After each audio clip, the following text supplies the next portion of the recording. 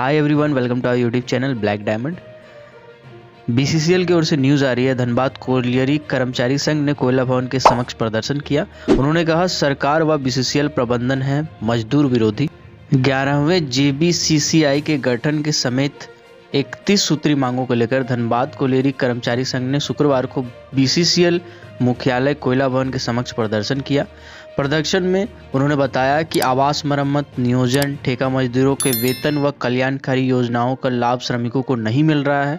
भूमिगत खदानें भी बंद की जा रही है। सरकार व कंपनी मजदूर विरोधी नीतियां रखती है। साथ ही उन्होंने कहा 11वें जेबीसीसीआई का गठन प्रबंधन जल्द से जल्द करे ताकि ससमय मजदूरों को वेतन समझौता हो सके।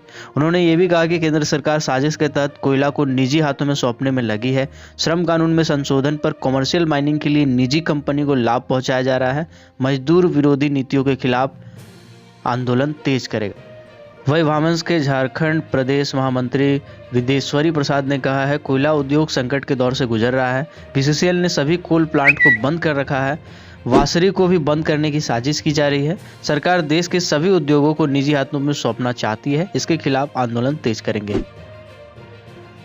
नेक्स्ट बड़ी खबर जो आ रही है वो बीसीसीएल से आ रही है। बीसीसीएल में अब अनुकंपा की नियोजन की जो नीति है, प्रक्रिया है, उसको ऑनलाइन किया जाने का तैयारी कर रहा है। ऐप लॉन्च करने की तैयारी की जा रही है। बीसीसीएल में कर्मियों की मृत्यु हो जाने के बाद अनुकंपा पर नौकरी के लिए आश्रितों को दफ्तर के चक्कर लगाने पड़ते थे और इस चक्कर से अब जल्द ही छुटकारा मिलने वाला है। आपको बता दें कि पहले जो आवेदन प्रक्रिया थी उसमें 1.5 साल तक का समय लग जाता था, ऑफिस के चक्कर लगाना पड़ता था और कई तरह की समस्याएं होती थी। लेकिन इस व्यवस्था के लागू हो जाने के बाद ये पूरा का पूरा काम 5 महीने के भीतर कर लिया जाएगा। साथ ही कंपनी ने ये कहा है कि मार्च से पहले इस व्यवस्था को लागू करने की तैयारी की जा रही है।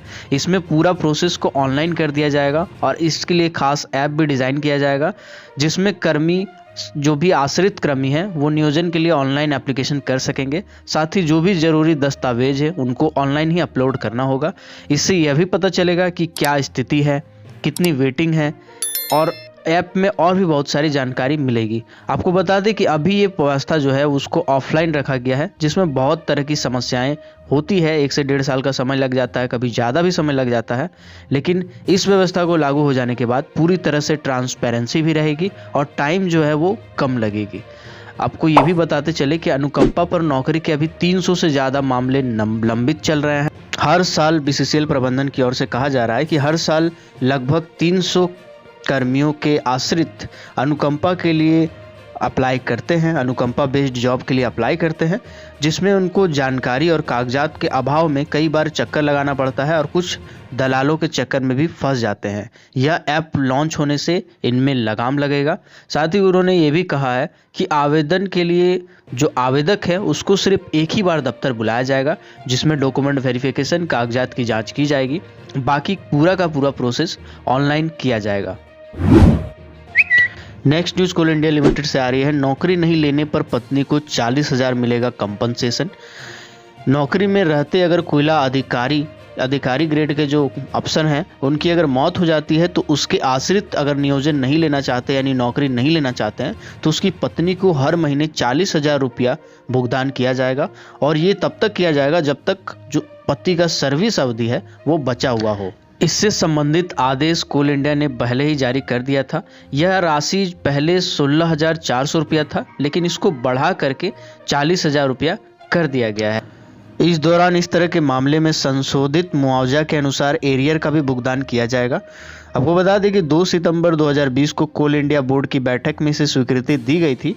वहीं 23 सितंबर 2020 को आदेश भी जारी कर दिया गया था और फाइनली ये अब जाकर के लागू भी हो चुका है। नेक्स्ट न्यूज़ बीसीसीएल से आ रही है। बीसीसीएल प्रबंधन ने बताया है कि कतरास क्षेत्र की 93.99 एकड़ भूमि पर लोगों का है कब्जा। साथ ही उन्होंने ये भी कहा है कि 1275.97 हेक्टेयर लीज होल्ड एरिया में फैल चुका है कतरास एरिया। बीसीसीएल प्रबंधन का कहना है कि बीसीसीएल की परियोजना विस्तारीकरण के लिए जमीन एक तरफ मिल नहीं पा रहा है, वहीं दूसरी तरफ जितने भी बीसीसीएल के लीज होल्ड एरिया है, जमीन है, उस पर लोगों ने अवैध कब्जा जमा रखा है। इसे खाली कराना कंपनी के लिए बहुत बड़ी मुश्किल है। बीसीसीएल ने बताया है कि बीसीसीएल में सिर्फ कतरास एरिया की बात करें तो यहाँ में करीबन 93.99 एकड़ पर जमीन पर अवैध कब्जा है। आपको बताते चले कतरास एरिया कुल 1275.97 हेक्टेयर लीज होल्ड भूमि पर फैला हुआ है। प्रबंधन का ये कहना है कि एरिया की अनधिकृत जमीन से कब्जा हटाने के लिए समय समय पर कार्रवाई की जाती है। अनाधिकृत व्यक्तियों को भू संपदा न्यायालय कतरास एरिया के माध्यम से नोटिस भी जारी किया गया है। इसके अलावा प्रोजेक्ट के आसपास बीसीसीएल की जमीन पर कब्जाधारियों को शिफ्टिंग भत्ता देकर हटाया जाता है। वहीं प्रबंधन का कहना है कि जमीन के पेच में फंसा है चेतुडी प्रोजेक्ट। आप अगर इनमें से कोई भी पेपर की कटिंग चाहते हैं तो हमारे ट्विटर पर फॉलो कर सकते हैं, जो कि स्क्रीन पे आ रहा होगा। इस ट्विटर हैंडल पर फॉलो कर सकते हैं, मैं वहां से पोस्ट कर दूंगा।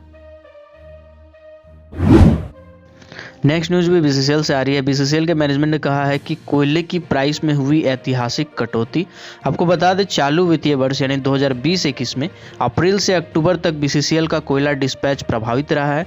इस कारण कंपनी के स्टॉक में अभी तक 35 लाख टन कोयला है।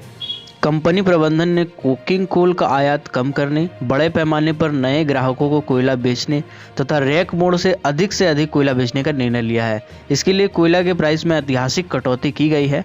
खासतौर पर वासरी 4 ग्रेड के कोयला की बात करें तो कोयले प्राइस से लगभग 23% तक की कटौती की जा रही है। बीसीसीएल के मैनेजमेंट ने कहा है बीसीसीएल का पारंपरिक कोयल ग्राहक जो है वो डीवीसी, डब्ल्यूपीटीसीएल, रैक से कोयला लेती है।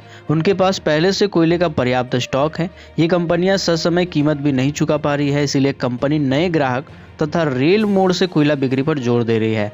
कंज्यूमर कोयले की खरीदारी में दिलचस्पी ले, इसके लिए कंपनी उन्हें डिस्काउंट ऑफर भी दे रही है। प्रीमियर दर पहले से ही घटा दिया गया है।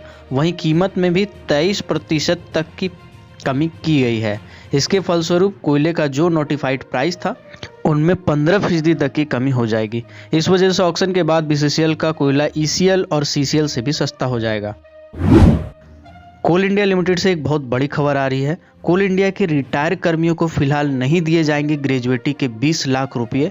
कोल इंडिया के अनुषंगी कंपनियों यानी सब्सिडरी कंपनियों से 1 जनवरी 2017 के बाद रिटायर होने वाले कर्मियों को फिलहाल ग्रेजुएटी के रूप में 20 लाख रुपये नहीं दिए जाएंगे।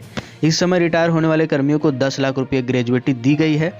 अब रिटायर कर्मी 10 लाख रुपये की और डिमांड 1 जनवरी 2017 के बाद रिटायर होने वाले अधिकारियों को 20 लाख रुपये ग्रेजुएटी दी जा रही है। दरअसल भारत सरकार ने रिटायर होने वाले कर्मचारियों को ग्रेजुएटी के रूप में 20 लाख रुपये देने की घोषणा की है।